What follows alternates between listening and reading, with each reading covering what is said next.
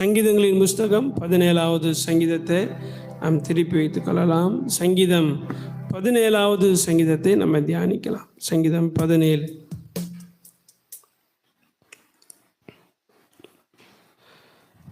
கர்த்தாவே, நியாயத்தை கேட்டருளும், என் கூப்பிடுதலை கவனியும்.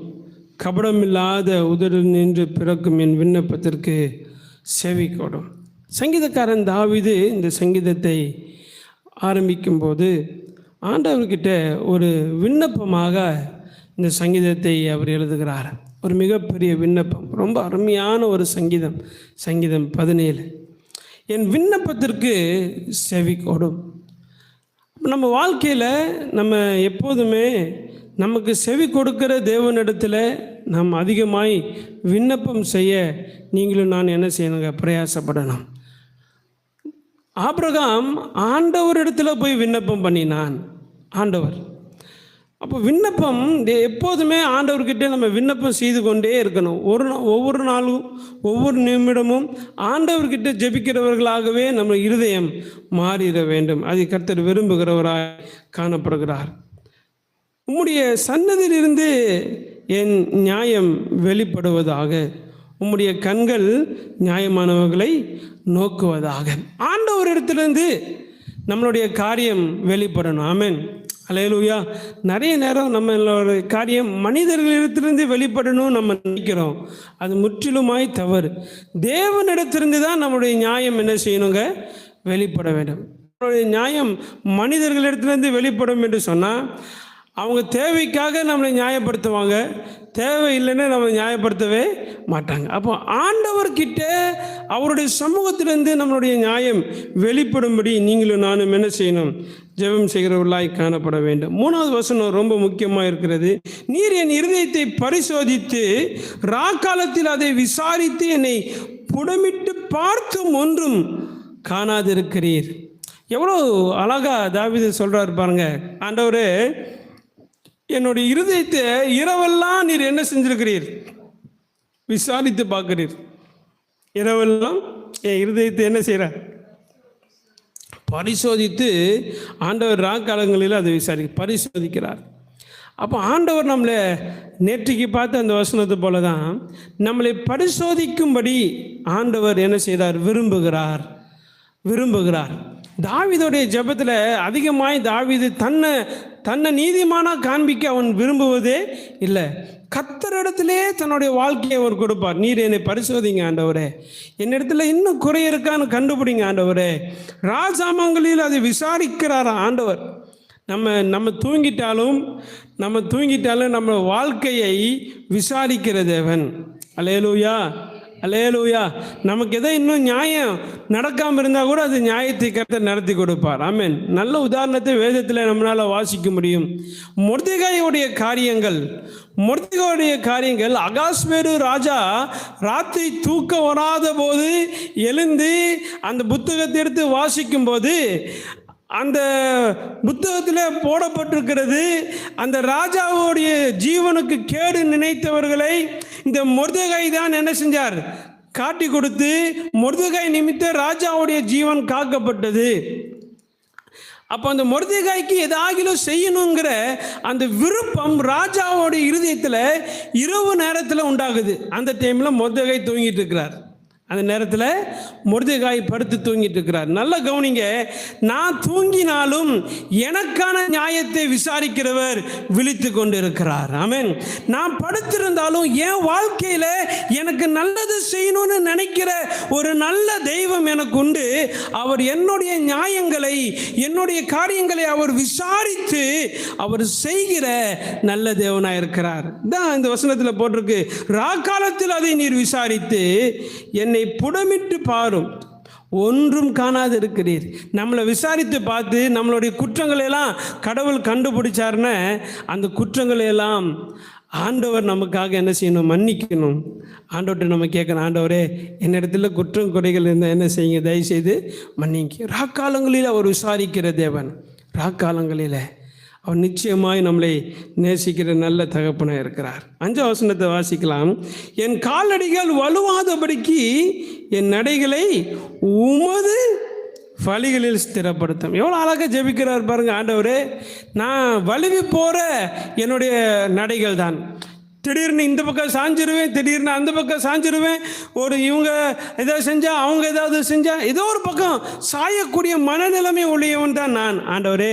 அதனால் தயவு செய்து என் காலடிகள் வலுவாதபடி அதை தயவு செய்து நீர் ஸ்திரப்படுத்தும் என்று தாவீது ஆண்டவரிடத்தில் விண்ணப்பம் செய்கிறான்.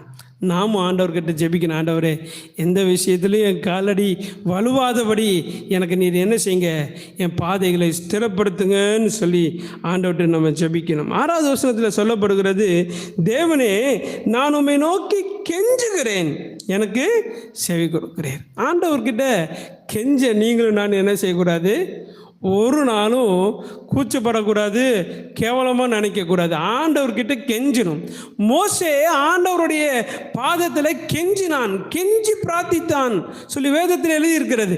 ஆண்டவர் இந்த ஜனங்களை அழிச்சிடாதீங்கன்னு சொல்லி அவருடைய பாதத்தை பிடித்து கெஞ்சினான். இன்னைக்கு நீங்களும் நானும் ஆண்டவரத்தில் கெஞ்சுவது தவறே அல்ல. ஆண்டவர்கிட்ட கெஞ்சாமல் ஆண்டவர் சமூகத்தில் கெஞ்சாமல் இருந்தோம்னா நம்ம மனுஷங்கள்கிட்ட கெஞ்ச வேண்டிய நிலைமை வந்துடும். உண்மையாக சொல்கிறேன், ஆண்டவரை கெஞ்சிட்டோம்னா பிரச்சனை இல்லை. ஆனால் ஆண்டவரை கெஞ்சாமல் அங்கே நெஞ்சு நிமித்திட்டு நடந்துட்டு இருந்தோம்னா நிச்சயமாக மனுஷர்கள் முன்பதாக நம்மளுடைய காரியங்களுக்காக கெஞ்ச வேண்டிய நிலைமைக்கு தள்ளப்பட்டு விடுவோம். அதனால் ஆண்டவர்கிட்ட கெஞ்சி பிரார்த்தனை செய்ய நீங்களும் நான் என்ன செய்யக்கூடாது, ஒரு நாளும் ஒருபோதும் நம்ம என்ன செய்யக்கூடாது, தயங்கவே கூடாது. கீழே வாசிக்க முடியும். அதே வார்த்தையில் 6 கீழே சொல்லப்பட்டிருக்கிறது, என்னிடத்தில் உம்முடைய செவியை சாய்த்து என் வார்த்தையை கேட்டுடலாம். ஆண்டவரே, நான் கெஞ்சி பிரார்த்திக்கிறேன், என் பக்கமாக நீங்கள் சாஞ்சு என் வார்த்தைகளை கேளும். பாருங்கள், நம்ம நிறைய பேர் கூட பேசுகிறோம், நிறைய பேர்கிட்ட நம்மளுடைய காரியங்களை சொல்கிறோம். அவங்களாம் நிஜமாக நம்மளுடைய காரியங்களை கூர்ந்து கவனித்து நமக்காக ஏதாவது செய்யணும்னு நினச்சா நம்மக்கிட்ட கேட்குறாங்க. வேறு வழியே இல்லாமல் சில டைம் என்ன செய்கிறாங்க, நம்மளுடைய வார்த்தைகளை கேட்குறாங்க. எப்போ பார்த்தாலும் புலம்பிகிட்டே இருக்கிறாங்களே அப்படிங்கிறதுக்கு வேண்டியும் ஆகுகளும் என்ன செய்கிறாங்க, இப்போ நம்ம கேட்டே ஆகணும், சலிப்புண்டாயிடுது மக்களுக்கு. ஆனால் ஆண்டவர் அப்படி இல்லைங்க. நீங்கள் எப்போ ஆண்டவர்கிட்ட போனாலும் அவர் செவியை சாய்த்து நமக்கு செவி கொடுக்குற நல்ல தேவனாக இருக்கிறார். ஆமென், அல்லேலூயா. 8வது வசனம் ரொம்ப அழகாக இருக்குது. கண்மணியை போல என்ன செய்யுங்க, என்னை காத்தரலாம். ரொம்ப அழகான ஒரு வார்த்தை தாவீது இங்கே மென்ஷன் பண்ணுகிறார். கண்மணியை போல என்னை என்ன செய்யுங்க ஆண்டவரே, காத்துக்கு. கண்மணின்னு நம்மளுக்கு நல்லா தெரியும், நம் கண்ணுடைய கருவெளி.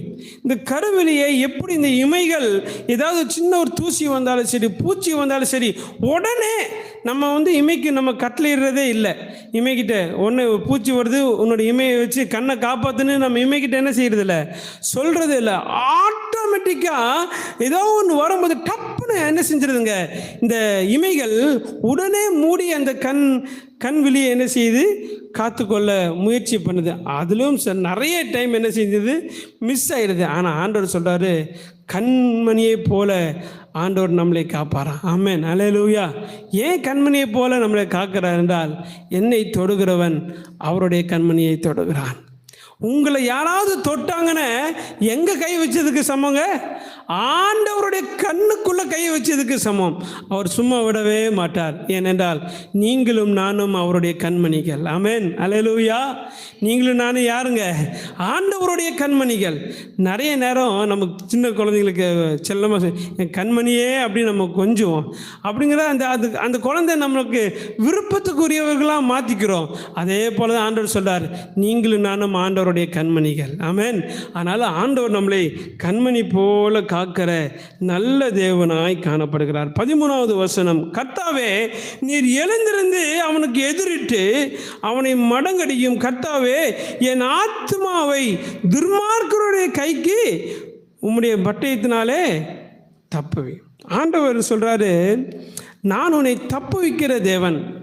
துன்மார்க்கருடைய கரங்கள், நமக்கு விரோதமாக எழும்புகிற அநேக ஜனங்கள் நமக்கு விரோதமாக எழும்புவாங்க. உண்மையாக ஏகப்பட்ட ஜனங்க நமக்கு விரோதமாக எழும்புவாங்க. யார் எப்போ மாறுவாங்கன்னே தெரியாது.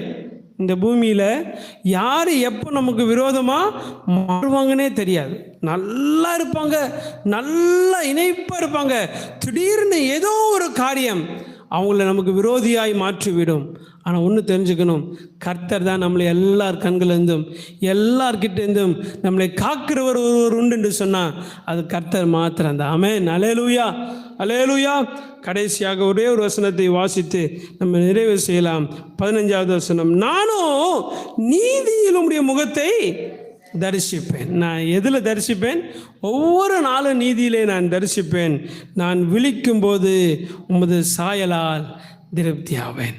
ஒவ்வொரு நாளும் நான் எழுந்திருக்கும் போது அவருடைய முகத்தின் சாயலால், அவருடைய சாயலால் நான் என்ன செய்வேன்? திருப்தியாவேன். உமது சாயல். ஆண்டவர் மனுஷனை படைக்கும்போது அவருடைய சாயலிலே நம்மளை என்ன செஞ்சாராம்? படைத்தார். ஒவ்வொரு நாளும் ஆண்டவர் நம்மளை அவருடைய சாயலிலே வைத்து கொள்ள விரும்புகிறார். ஆமென். அப்போ அவரை போலவே நீங்களும் நானும் இன்னைக்கு வாழ வேண்டும் என்பது தேவனுடைய விருப்பம். ஆண்டவர் உருவாக்குகிறவர், நீங்களும் நானும் மற்றவர்களை உருவாக்க வேண்டும். ஆமென். ஆண்டவர் உதவி செய்கிறவர், நீங்களும் நானும் உதவி செய்ய வேண்டும். ஆண்டவர் மன்னிக்கிறவர், நீங்களும் நான் என்ன செய்யணுங்க? மன்னிக்கணும். ஆண்டவர் அன்பு பாராட்டுகிறவர், அன்புனாலே அது ஆண்டவர் தான். நீங்களும் நானும் அன்புள்ளவர்களாக இருக்க வேண்டும். ஆண்டவர் தடுமாறுகிறவர்களை தாங்கி பிடிக்கிறவர், நீங்களும் நானும் அப்படி செய்யணும். கர்த்தர் பாவத்தை மன்னிக்கிறவர், நீங்களும் நானும் நிறைய பேருக்கு என்ன செய்யணுங்க? மன்னிக்கணும். அவருடைய சாயலிலே ஒவ்வொரு நாளும் நீங்களும் நானும் திருப்தி அடைய ஆவியானவர் நம்மளுக்கு உதவி செய்வாராக. ஆமென். அல்லேலூயா. அப்போ இன்னைக்கு ஒரு நல்ல தீர்மானம் நம்ம எடுத்துக்கொள்வோம். ஆண்டவரே, ஒவ்வொரு நாளும் நான் எந்திரிக்கும் போது உம்முடைய சாயல் என் வாழ்க்கையில வெளிப்பட எனக்கு கிருபை தாரும். உம்முடைய சாயலாய் நான் மாற எனக்கு உதவி செய்யும். சாயல்னா நம்ம அப்படியே ஆண்டவர் மாதிரி, இயேசு கிறிஸ்து மாதிரி நீல முடி விட்டு அப்படி இல்லை. அவருடைய அந்த குணாதிசயங்கள் நம்ம வாழ்க்கையில் வெளிப்படும்படி நீங்களும் நான் என்ன செய்யணுங்க? ஆண்டவர் சமூகத்தில் கெஞ்சி பிரார்த்திக்கணும். ஆண்டவரே, என்னை உங்கள் சாயலை போல மாற்றிருங்கப்பா, என்னை உங்களை போல மாற்றிருங்க ஆண்டவரே. இந்த 12வது நாள் உபவாச ஜனத்தின் இந்த காலை வேளையில் ஆண்டவர்கிட்ட நம்ம ஜெபிக்க போகிறோம். ஆண்டவரே, என்னை உங்களை சாயலை போல மாற்றிருங்க. நம்ம எல்லாரும் கண்களை மூடி தலையில் தாழ்த்தி அப்பாவோட சமூகத்தில், இயேசுவே ஸ்தோத்திரம், ஸ்தோத்திரம், ஸ்தோத்திரம். Thank you Jesus. அப்பா உமக்கு நன்றி, நன்றி, நன்றி. Thank you, Jesus. Hallelujah. Hallelujah. அன்புள்ள ஆண்டவரே, ஆசீர்வதிக்கப்பட்ட இந்த நல்ல ஒரு காலை வேளைக்காக நாங்கள் நன்றி செலுத்துகிறோம். உம்முடைய பிரசன்னத்தினால நீர் எங்களை மூடி மறைத்து காத்துக்கோங்கப்பா. உம்முடைய தயவினால நீர் எங்களை காத்துக்கோங்க ஆண்டவரே. இந்த சங்கீதத்தில் நாங்கள் வாசிக்கிறோம், நீங்கள் எங்கள் பக்கமாய் சாய்ந்து எங்களுக்கு ஜெபத்தை கேட்கிறவர். ஆண்டவரே, நீர் எங்களை புடமிட்டு பார்க்கிறீர். எங்களிடத்துல ஆண்டவரே குறைகள் இருந்தால் அவளை நீக்கி போடுங்கப்பா. ஆண்டவரே, ராஜாமங்களிலே சோதிக்கிறீர். எங்களுக்கு நன்மை செய்யும்படி, எங்கள் வாழ்க்கையில் ஆசீர்வாதங்களை தரும்படி எங்களை பார்க்கிறீர் அப்போ. உம்முடைய நீதி நிமித்தம் எங்களை நீங்கள் நடத்துறீங்க. கண்மணியை போல எங்களை பாதுகாக்கிறீங்க. அதற்காக உமக்கு ஸ்தோத்திரம் ஆண்டவரே. ஒவ்வொரு நாளும் நாங்கள் உம்முடைய சாயலில் திருப்தி அடையும்படி என் தேவனாகிய கர்த்தர் எங்களுக்கு உதவி செய்யுங்க, உதவி செய்யுங்க, உதவி செய்யுங்க. உம்முடைய சமூகத்தில் எங்களை தாழ்த்துகிறோம். ஆவியானவர் நீர் ஆளுகை செய்யுங்க. உம்முடைய நாம மாத்திரமே உயர்ந்திருக்கட்டும் ஆண்டவரே. எல்லா துதி கன மகிமை யாவையும் ஒருவருக்கே நாங்கள் செலுத்துகிறோம். ரட்சகர் இயேசுவின் நாமத்தில் கேட்கிறோம் எங்கள் ஜீவனுள்ள நல்ல தகப்பனே. ஆமென், ஆமென், ஆமென். என் ஆத்மாவே கர்த்தரை ஸ்தோத்திரி, என் முழு உள்ளமே அவருடைய பரிசுத்த நாமத்தை ஸ்தோத்திரி. என் ஆத்மாவே கர்த்தரை ஸ்தோத்திரி, கர்த்தர் செய்த சகல உபகாரங்களையும் மறவாதே. ஆமென். நம்முடைய கர்த்தராகிய இயேசு கிறிஸ்து கிருபையும் பிதாவாகிய தேவரீரும் அன்பும் பரிசுத்த ஆவியானுடைய அந்யோன்ய ஐக்கிய சிநேகம் சதா காலம் நம் அனைவரோடு கூட இன்றும் என்றும் தங்கி தரித்து நிலைத்திருப்பதாக. ஆமென், ஆமென், ஆமென். கர்த்தர் உங்களை ஆசீர்வதிப்பார், கண்மலையை போல காப்பார். அவருடைய சாயலிலே நீங்கள் திருப்தி அடைவீர்கள். ஆமென்.